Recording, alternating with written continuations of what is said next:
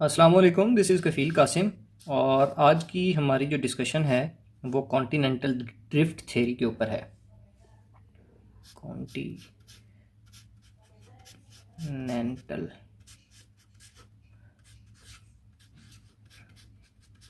Drift theory, हमारी जो discussion है जी वो कॉन्टिनेंटल ड्रिफ्ट थ्योरी के ऊपर है।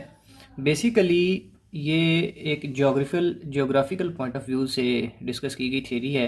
और इसके मुताबिक कि जो ज़मीन है ना वो एक वक्त में एक ही जनाब ना इस वक्त जितने भी कॉन्टिनेंट्स मौजूद हैं वो पहले इस तरह नहीं थे, बल्कि वो जितने भी कॉन्टिनेंट्स थे वो सिर्फ ज़मीन का एक ही हिस्सा थे। मैं आपको बताता हूँ कि इस वक्त अगर हम ज़मीन का एक नक्शा बनाएं और उस नक्शे के अंदर हम ये कहें कि जी ये यहाँ पे इतना जनाब नॉर्थ कनाडा और नॉर्थ अमेरिका है, और ये फिर जनाब उसके बाद हम कहेंगे ये साउथ अमेरिका वगैरह है, और फिर ये सारा यूरोप, रशिया, चाइना और जनाब ये इंडिया, और उसके बाद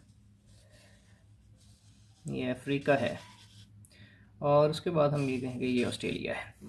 ठीक है, तो हमें अंदाज़ा है इस बात का कि ये जितने भी कॉन्टिनेंट्स हैं इनमें ये जनाब नॉर्थ अमेरिका, ये साउथ अमेरिका, ये Africa, Europe, Asia, Australia, Antarctica और ये जो आर्कटिक ओशन है जनाब।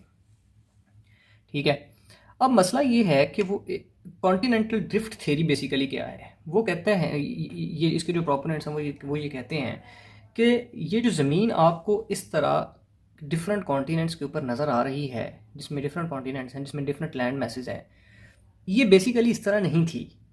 ये ज़मीन, ये पहले उनके मुताबिक अगर आप ज़मीन इस तरह बनाएं तो ये जितनी भी ज़मीन है, ये सारा का सारा जो लैंड मैस है, जो कि इस ज़मीन का तकरीबन 21% है, वो एक ही चीज़ था बस। फिर बाद में कुछ चेंजेस हुई हैं। फिर जनाब अली आप यूँ कह लें कि इस ज़मीन के अंदर चेंजेस आई हैं।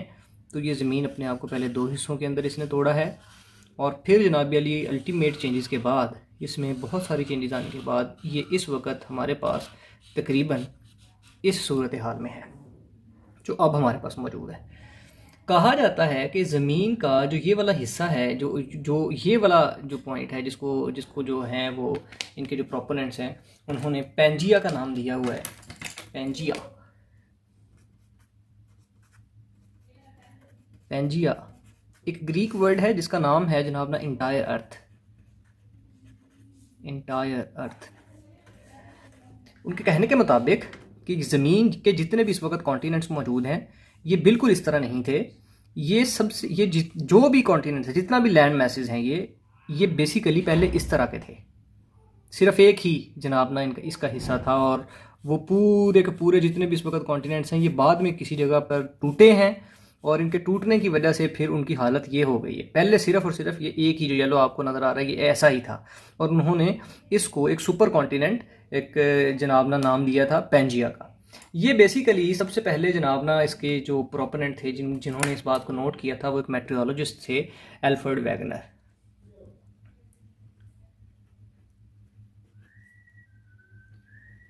वैगनर ये एक मेट्रियोलॉजिस्ट थे।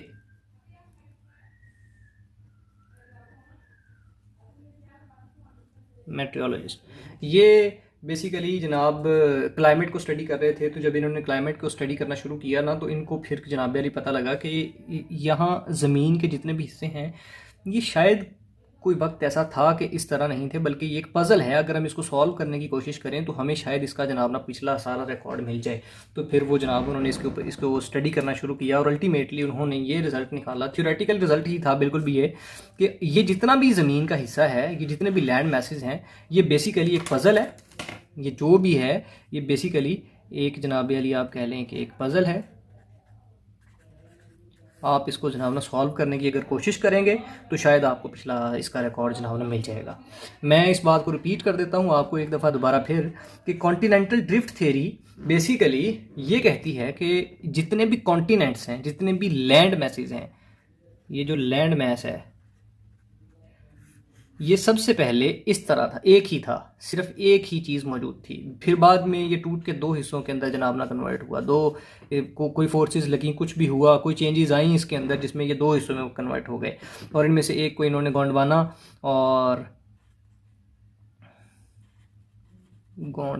लैंड और दूसरे को लाउरेजिया बोला, ठीक है। और फिर बाद में अल्टीमेट चेंजेस होके हमने उनका नाम north America, south America, Europe और एशिया और अफ्रीका और ऑस्ट्रेलिया और ये सारे आर्कटिक ओशन ये जनाब ने ये रख दिया। फिर हमने कहा कि यहाँ पे जो ओशन मौजूद है उसका नाम है पैसिफिक ओशन, और यहाँ पे जो ओशन मौजूद है उसका नाम है अटलांटिक ओशन, और यहाँ पे जनाब जो ओशन मौजूद है उसका नाम है इंडियन ओशन, और इधर भी जो मौजूद है उसका नाम है पैसिफिक ओशन। हमने मुख्तलिफ जनाब ना इसके हिस्से डिवाइड कर दिए। सो मेरा ख्याल आपको मेरी एक बात समझ लगी। अब मसला ये था कि यार मान लेते हैं कि कॉन्टिनेंट्स जनाब ना पहले इस तरह नहीं थे, बल्कि वो एक थे, फिर वो टूटे, और अल्टीमेटली टूटने के बाद अब हमारे पास ये वाली सूरत हाल बन गई। मान लेते हैं, इसका कोई प्रूफ, इसका कोई जनाब ना आपके पास कोई एविडेंस जिसकी वजह से जनाब ना ये मानना शुरू हो जाए। सो अल्फ्रेड वेगनर ने बेसिकली इस थ्योरी को प्रूव करने के लिए कुछ एविडेंसेस जनाब ना दिए। बेसिकली ये जो एविडेंसेस हैं ये उसकी ऑब्जर्वेशंस हैं, ये उसकी ऑब्जर्वेशंस है, ठीक है। और इन ऑब्जर्वेशन के मुताबिक अल्फ्रेड जो है, ये जो वेगनर है, वो ये कहता है कि मुझे लगता है कि जो कॉन्टिनेंटल ड्रिफ्ट है उसकी सबसे, अगर आप नोट करें तो उसका जो सबसे पहला एविडेंस है वो मेरे पास ये जो कॉन्टिनेंटल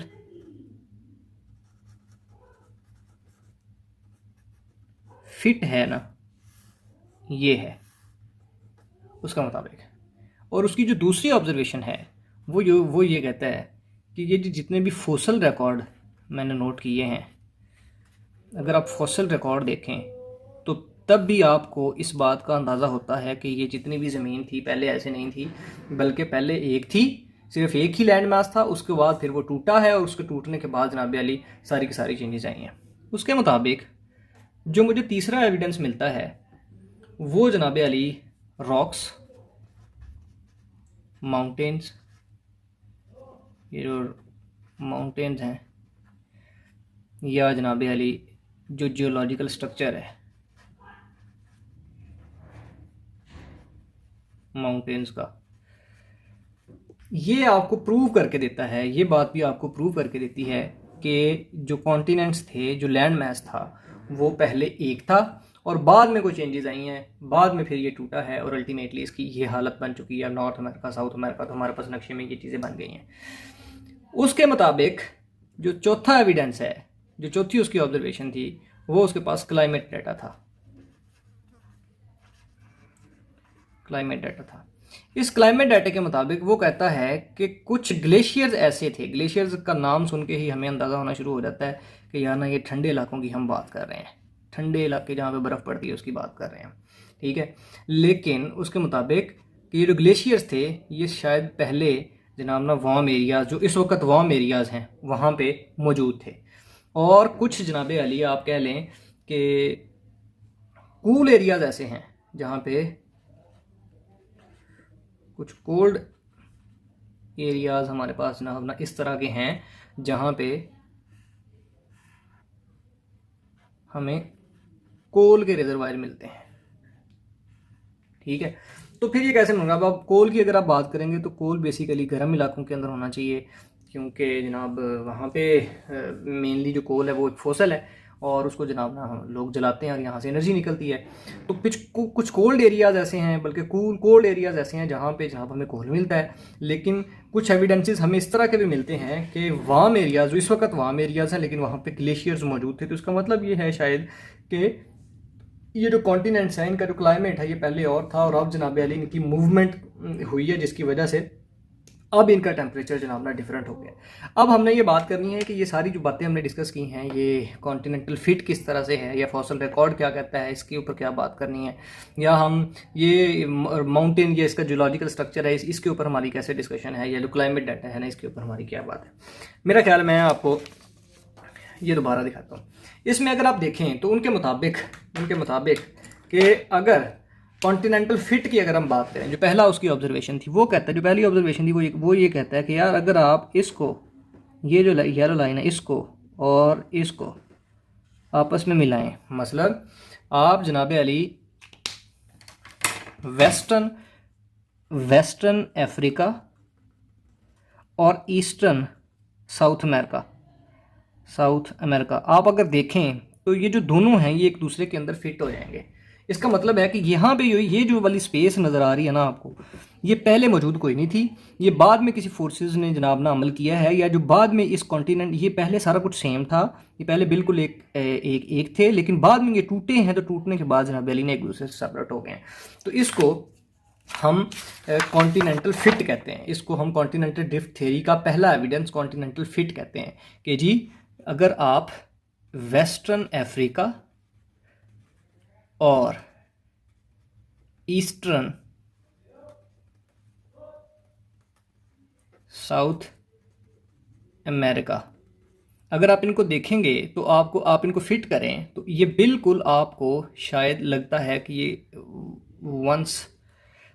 ये सिर्फ ये सिंगल पार्ट थे, ये आपको ये महसूस होता है कि शायद जनाब ना ये बिल्कुल एक वक्त ऐसा होगा कि जब जनाब ये जो है ना ये सिंगल होंगे दोनों कॉन्टिनेंटल फिट। मेरा ख्याल आपको बात समझ आएगी। दोबारा रिपीट कर देता हूँ कि जी साउथ अमेरिका और वेस्टर्न अफ्रीका, इसके अंदर आप नोट करें तो ये वो जो चीज़ है, ये जो स्ट्रक्चर है, ये जो इसकी कोस्ट लाइन है, इसकी जो कोस्ट लाइन आपको नज़र आ रही है, जो येलो कलर में मैंने हाईलाइट की है, ये बेसिकली आपको एक जैसा नज़र आती है।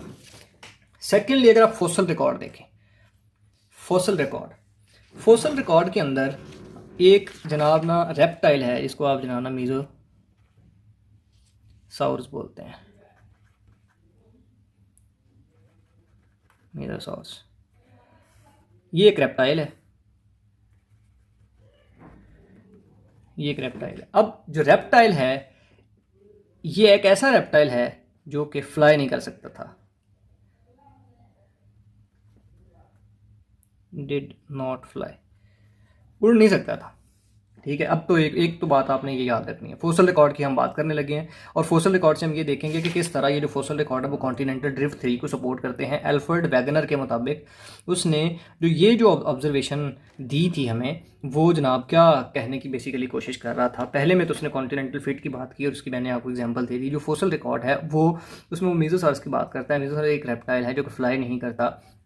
अब वो कहता है कि अगर आप देखें इसके ये जो रेप्टाइल है ये बेसिकली हमें यहाँ पे मिलता है, इसके जो फोसल रिकॉर्ड है वो हमें यहाँ पे मिलते हैं, मीज़ोसाउरस के जो ब्लैक डॉट्स हैं यहाँ पे मिलते हैं। तो वो कहता है कि भाई मुझे ये बताओ कि ये उड़ सकता नहीं है, ये मतलब जनाब ना उड़े और इतने बड़े समंदर को क्रॉस करे और फिर यहाँ पे आ जाए, या यहाँ से जनाब उड़े और समंदर को क्रॉस करके इधर आ जाए, इतने बड़े समंदर के साथ जनाब ना ये अटैच नहीं हो सकता। तो फिर ये कैसे मुमकिन है कि यहाँ जनाब ना इसके फोसल रिकॉर्ड्स मौजूद हों, ये बाद में एक्सटिंक्ट हो गया तो यहाँ पे इसके फोसल रिकॉर्ड्स मौजूद हों, या यहाँ पे इसके फोसल रिकॉर्ड मौजूद हों, तो ये कैसे मुमकिन है। तो उसकी इस ऑब्जर्वेशन की वजह से हम एक नतीजा अखज़ करते हैं कि शायद ये जितना भी फोसल रिकॉर्ड है मीज़ोसाउरस का हो जाए जनाब। इसके अलावा ईस्ट अफ्रीका, इसका भी वही वाली हिसाब किताब है ना कि ईस्ट अफ्रीका और जो वेस्टर्न अमेरिका है, वेस्टर्न साउथ अमेरिका है, वहाँ पे इसके फोसल रिकॉर्ड मिलते हैं। तो कैसे मुमकिन है, उड़ सकता कोई नहीं है भाई। इसका मतलब है कि अगर ये यहाँ पे भी मौजूद है और अगर ये यहाँ पे भी मौजूद है तो इसका मतलब है कि शायद ये दोनों लैंड मैसेज एक वक्त में एक थे और उसके बाद अब इन्होंने चेंज किया है, और चेंज होके अब कोई किसी फोर्स ने अमल किया हो या फिर ये टूटा हो और फिर ये दोनों एक दूसरे से सेपरेट हुए हैं, और अल्टीमेटली हमें ये निशानदही मिलती है कि शायद ये किसी फोर्स की वजह से जनाब ना एक दूसरे से अलग हुए हैं। सेकेंड, रॉक्स, माउंटेन्स, ये जियोलॉजिकल स्ट्रक्चर। अगर आप जनाब अली ना इसकी बात करें, रॉक की बात करें, जियोलॉजिकल स्ट्रक्चर्स की बात करें, तो जो नॉर्थ अमेरिका है, मैं आपको दोबारा यहाँ पे जनाब ना लेके आता हूँ, जो यहाँ पे नॉर्थ अमेरिका है, जो यहाँ पे माउंटेन्स हैं, ये यहाँ पे हैं, यहाँ पे माउंटेन्स हैं, यहाँ पे माउंटेन्स हैं, यूरोप में और नॉर्थ अमेरिका में। ठीक है, इसमें कोई शक नहीं कि दोनों जनाब ना जो कॉन्टिनेंट्स होंगे वो एक दूसरे से उनकी ये बाई चांस भी हो सकता है, मगर ये पॉसिबिलिटी है, एक ऑब्जर्वेशन तो है ना कि इन माउंटेन्स का structure, geological structure, in mountains का जियोलॉजिकल स्ट्रक्चर, रॉक्स की कंपोजिशन दोनों की सेम है। ठीक है, मेरे ख्याल आप मेरी बात समझे होंगे कि यूरोप के अंदर जो माउंटेन्स मौजूद हैं उनकी रॉक का स्ट्रक्चर और नॉर्थ अमेरिका के अंदर जो माउंटेन्स हैं, जो रॉक्स हैं, उनका स्ट्रक्चर, यहाँ पे इन दोनों का जो रॉक्स का स्ट्रक्चर है, जो जो जियोलॉजिकल जो स्ट्रक्चर है वो सेम है। और ये सेम होना ये जाहिर करता है कि शायद ये वाला जो पार्ट है, शायद जो ये वाला पार्ट है या जो ये वाला पार्ट है, ये शायद एक थे पहले और बाद में फिर टूटे हैं, तो अल्टीमेटली एक दूसरे से ड्रिफ्ट कर गए हैं और टूटने के बाद जनाब ने एक जगह से दूसरी जगह के ऊपर चले गए हैं। आई होप आपको मेरी बात समझ लगी होगी कि यहाँ पे जो माउंटेन है वो और यहाँ पे जो माउंटेन है वो, इन दोनों के रॉक्स का स्ट्रक्चर सेम है और सेम होने की वजह से हमें ये एक ऑब्जर्वेशन मिलती है, हमारा ये मुशाहिदा एल्फ्रेड वैगनर को जनाब ना ये मिला कि अगर ये सेम है, बाई चांस भी हो सकते हैं, तो इसका मतलब ये है कि शायद ये दोनों जो हैं कोस्ट लाइन्स हैं पहले एक थी और उसके बाद कहीं टूटे हैं तो दोबारा हमें जनाब ना मिले। सो अगर हम यहाँ पे लिखें तो हमें पता चलता है कि जो यूरोप और नॉर्थ अमेरिका है, इनकी जो माउंटेन है, माउंटेन्स में जो रॉक्स का जो स्ट्रक्चर है वो जनाब ना सेम है। और क्योंकि वो सेम है तो हमें एक एविडेंस मिलता है कि हम ये कह सकते हैं कि जी शायद कॉन्टिनेंटल ड्रिफ्ट हुआ है। पहले जनाब अली यूरोप और नॉर्थ अमेरिका की जो कोस्ट लाइन थी वो पहले एक ही थी, उसके बाद जनाब ना चेंजेस हुई हैं।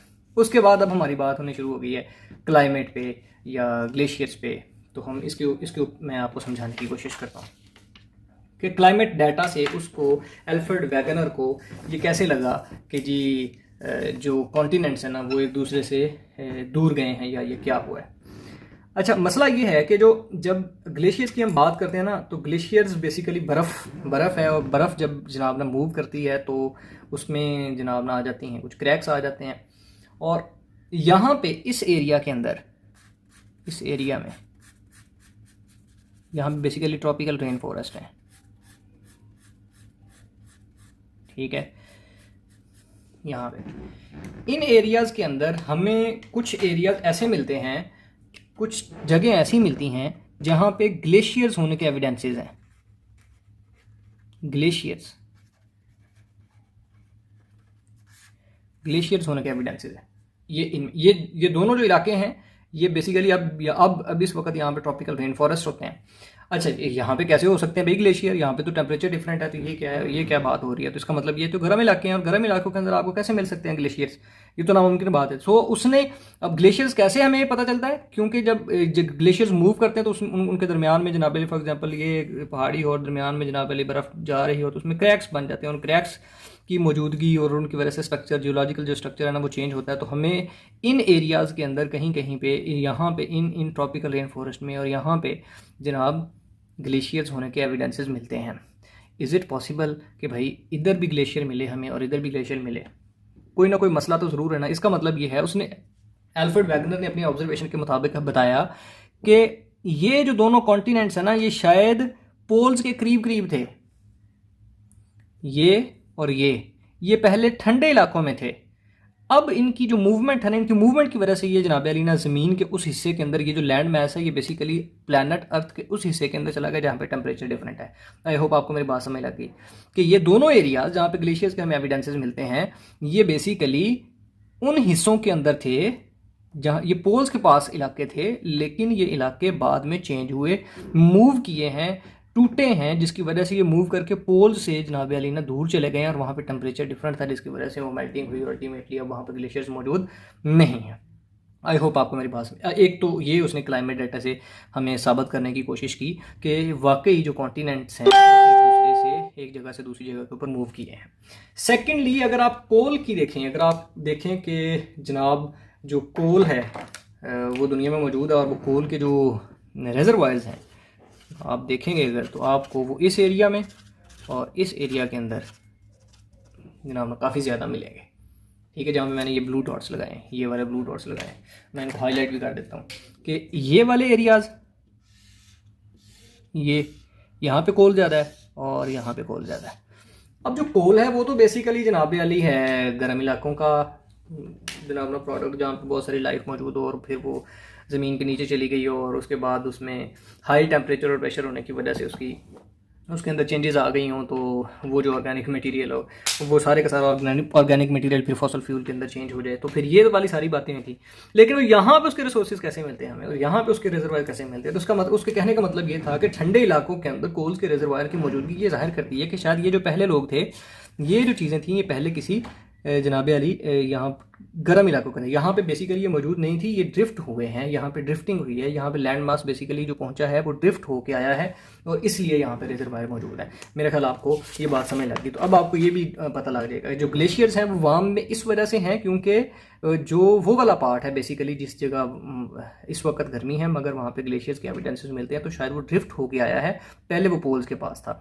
लेकिन कोल्ड एरियाज़ के अंदर अगर आपको कोल के रिजर्वायर मिलते हैं तो इसका मतलब ये है कि वो शायद ड्रिफ्ट होके आया है, वो वहाँ पे मौजूद पहले नहीं था, अब वहाँ पे इसलिए मौजूद है क्योंकि वो फोर्स्ड ना पहले ना। लेकिन कॉन्टिनेंटल, ये सारा कुछ कॉन्टिनेंटल ड्रिफ्ट, इससे साबित ये होता है कि पहले कॉन्टिनेंट जो था वो इस तरह का था, एक ही लैंड मैस था, फिर वो टूटा और टूट के अब हमारे पास जो लैंड मैसेज हैं ना वो इस तरह मौजूद हैं और ये अभी भी कंटिन्यूसली मूव कर रहे हैं और ये भी कहा जाता है दैट कॉन्टिनेंट्स आर मूविंग,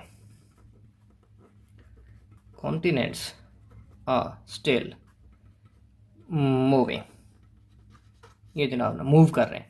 ठीक है, अब देखें कि ये वो सारी की सारी जो बातें हैं ये एल्फ्रेड वैगनर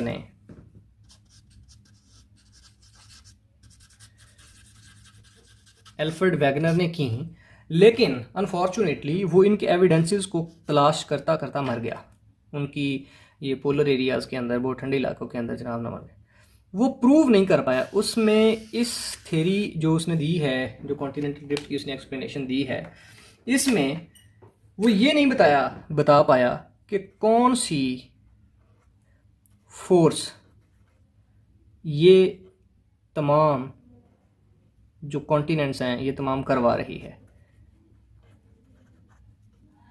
ये भाई कौन सी ताकत ऐसी जो कॉन्टिनेंट्स को मूव करवा रही है, बेसिकली वो इस फोर्स के बारे में इंफॉर्मेशन नहीं दे पाया। ये बाद में जो साइंटिस्ट हैं उन्होंने प्रूव किया कि ज़मीन के अंदर जो कन्वेंशनल करंट्स हैं वो इतना प्रेशर डालते हैं कि ऊपर जनाब अरीना जो कॉन्टिनेंट्स हैं ना वो मूव कर पाते हैं। तो मेरा ख्याल है कि आपको कॉन्टिनेंटल ड्रिफ्ट थ्योरी की मुकम्मल तौर पर समझ आ गई होगी और अगर कोई भी क्वेश्चन हो तो आप जनाब अलीना वो पूछ सकते हैं। Thank you so much. अल्लाह हाफिज़।